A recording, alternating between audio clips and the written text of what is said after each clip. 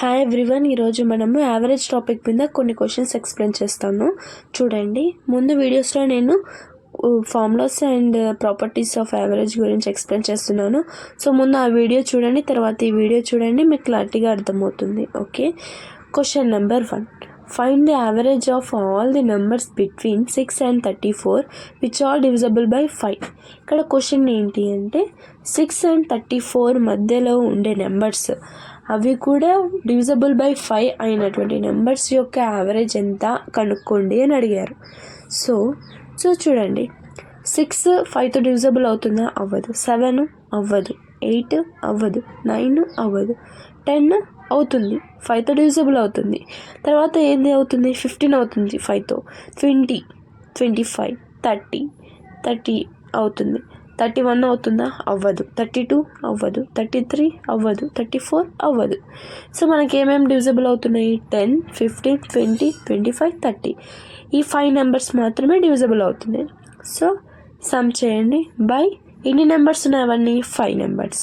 Okay, some చేస్తే మనకు వచ్చే వాల్యూ ఎంత? 100. 100 బై 5. 5 to 10 మనకు వచ్చింది వాల్యూ 20. సో 20 వాల్యూ వచ్చేసింది మనకి. ఈ విధంగా కాకుండా నేను ముందు వీడియో కూడా చెప్పాను, 5 డిజిట్స్ ఉన్నప్పుడు మిడిల్ వాల్యూనే యావరేజ్ అవుతుంది దానికి. ఓకేనా, ఇది కూడా వస్తుంది, గుర్తుపెట్టుకోండి. మనకి 5 వాల్యూస్ చూసుకున్నా కూడా మిడిల్ వాల్యూ ఎంత ఉంది? ఇక్కడ 20 ఉంది. సో మనకు ఫార్ములా ప్రకారంగా వెళ్ళినా కూడా ఇక్కడ ఆన్సర్ ఎంత వచ్చింది? 20 వచ్చింది. ఓకే, ఈ విధంగా కూడా మనం చేసుకోవచ్చు. ఓకే, సెకండ్ క్వశ్చన్ చూడండి. The average of first 5 multiples of 3 is. So 5 numbers ఉన్నాయంట, అవి 3తో మల్టిపుల్ అయి ఉన్నాయి, వాటి యొక్క యావరేజ్ కనుక్కోండి అన్నారు. సో నేను ఇక్కడ 3 ఆఫ్ 1 + 2 + 3 + 4 + 5 తీసుకున్నాను. ఒకవేళ మీరు ఇలా కాకుండా 3తో డివిజిబుల్ అయ్యే 5 నెంబర్స్ తీసుకోవచ్చు. 3 6 9 12 15 ఈ నెంబర్స్ అయినా తీసుకోవచ్చు, ప్రాబ్లం ఏం లేదు. ఓకేనా, సో నేను ఇలా తీసుకున్నాను. ఎన్ని నెంబర్స్ ఉన్నాయి? 5 నెంబర్స్ డివైడ్ బై 5. సో ఇవన్నీ సమ్ చేస్తే ఎంత? 45 బై 5. 5తో 45 ఎప్పుడు డివైడ్ అవుతుంది అంటే 9. 5 9s 45. మనకి మీన్ వాల్యూ ఎంత అంటే యావరేజ్ వాల్యూ ఎంత? 9. ఒకవేళ ఇలా 5 నెంబర్స్ కదా ఉండింది, సో 3 3s 9 కూడా యావరేజ్ వస్తుంది. సో ఇలా కూడా చేసుకోవచ్చు. ఓకే, సో నెక్స్ట్ క్వశ్చన్ చూద్దాం.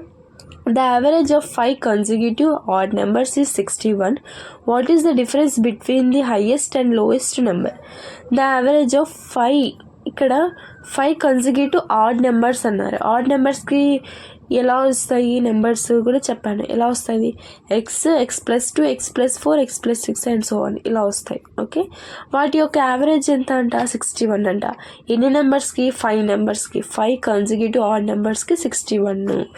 ఓకే, వాటి యొక్క డిఫరెన్స్ కనుక్కోమన్నారు. ఏ దానికి డిఫరెన్స్ అంటే హైయెస్ట్ నెంబర్కి లోయెస్ట్ నెంబర్ యొక్క డిఫరెన్స్ కనుక్కోండి అని చెప్పారు. సో చూద్దాం. x + 2 x + 4 x + 6 and x + 8 5 numbers తీసుకున్నాను. Divided by 5 = 61. ఓకే, ఇక్కడ డివైడెడ్ బై 5 ఇతలకి వెళ్తే ఏమొస్తుంది? ఇంటూ అవుతుంది. ఇంటూ 5. సో ఇక్కడ x + 2 + x + 4 + x + 6 + x + 8 = 61 × 5. 61 × 5 ఏమవుతుంది? 305. సో ఇక్కడ 5x ఉన్నాయి. 1 2 3 4 5 5x. 2 + 4 6 6 + 2 12 12 + 8 20. ఓకే, సో ఇక్కడ +20 ఉంది కదా, అవతలకి వెళ్తే ఏమవుతుంది? -20 అవుతుంది. Okay, so -305 - 20 285. 5x x ఇతను 5 ఏమవుతుంది? డివైడెడ్ బై అవుతుంది.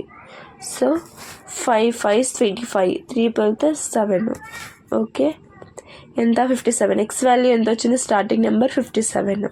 సో లాస్ట్ నెంబర్ ఎంత? x + 8 అంటే 57 + 8 ఎంత అవుతుంది? 65 అవుతుంది. సో 65 - 57 ఎంత అవుతుంది? 8. సో ఈ లార్జెస్ట్ అంటే హైయెస్ట్ అండ్ లోయెస్ట్ నెంబర్ ఒక డిఫరెన్స్ ఎంత? 8. ఓకే, మీకు క్లారిటీగా అర్థమవుతుంది కదా. సో నెక్స్ట్ క్వశ్చన్ చూద్దాం. సో నెక్స్ట్ క్వశ్చన్ వచ్చేసి A, B, C and D are 4 consecutive odd numbers and their average is 42. What is the product of B and D? Okay, ఇక్కడ చూడండి, ఏబిసిడి అంటే 4 కాన్సిక్యూటివ్ నెంబర్స్ ఇచ్చారు. అవి ఏవి? Odd numbers. 4 consecutive odd numbers యొక్క average ఎంత? 42. What is the product of B and D అన్నారు. So ఇక్కడ ఏబిసి నెంబర్స్ వాటి యొక్క మనకి ఇక్కడ యావరేజ్ 42 అన్నారు. 42 అంటే ఏంటి? ఈవెన్ నెంబర్ కదా. సో 42కి ముందు ఏముంది? 41 ఉంది, అది ఆడ్ నెంబర్. ఓకే, 42కి తర్వాత ఏముంది? 43 ఉంది. సో యావరేజ్కి ముందు వెనక ఏవి నెంబర్స్? ఆడ్ నెంబర్స్ వచ్చేసాయి మనకి. 41, 43. 41కి ముందు ఇంకో నెంబర్ ఆడ్ నెంబర్ ఏది? 39. 43కి తర్వాత 45. ఎందుకు మధ్యలో ఉన్న నెంబర్స్ తీసుకోలేదు అంటే అవన్నీ ఈవెన్ నెంబర్స్. వాళ్ళు ఏమన్నారు? 4 ఆడ్ నెంబర్స్ అన్నారు. సో 42 అనేది ఈవెన్ నెంబరు, ముందు 41 వచ్చింది, అది ఆడ్ నెంబరే. తర్వాత 43 వచ్చింది, అది ఆడ్ నెంబరే. సో మనకి సీక్వెన్స్ వచ్చేసింది కదా, 39, 41, 43, 45 ఇవి ఆడ్ నెంబర్స్. స్టార్టింగ్ మనం చెప్పిన వీటి యొక్క యావరేజ్ ఎంత? 42. Okay, so next B into D. వీటిని ఇంటూ చేస్తే వచ్చే వాల్యూ ఎంత? 41 ఇంటూ 45 = 1845. ఓకే, మీరు కావాలంటే ఇంటూ చేసుకోండి, మీకు వచ్చేస్తుంది అంతే వాల్యూ. ఓకేనా. సో నెక్స్ట్ క్వశ్చన్ చూద్దాం. Of the 3 numbers, the first is twice the second number, is thrice the third, if the average of 3 numbers is 10.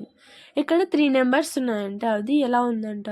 First number second number కన్నా twice ఉందంట, సెకండ్ నెంబర్ థర్డ్ నెంబర్ కన్నా thrice ఉందంట, third number. So వీటి యొక్క average ఎంత? 10 అంట. So first number ఎంత? 2 అంటే ఫస్ట్ నెంబర్ థర్డ్ నెంబర్ తీసుకుందాం. థర్డ్ నెంబర్ని మనం ఎక్స్ అనుకుంటే సెకండ్ నెంబర్ ఏమవుతుంది? 3x అవుతుంది. థ్రైస్ ది థర్డ్ నెంబర్ కదా, సో అందుకని 3x అవుతుంది. ఫస్ట్ నెంబర్ ఏమవుతుంది? Twice the third number. Third number ఏముంది? అక్కడ 3x ఉంది. 3xకి double first number 2x. Okay, sum of the numbers by number of the numbers. చూడండి, 6x + 3x + x/3 = 10. 10 ఎందుకు వేసాము? యావరేజ్ వాళ్ళు ఇచ్చారు నెంబర్ 10 అని. సో డివైడెడ్ బై ఉండేది అవతలకి వెళ్తే ఇంటూ అవుతుంది 30.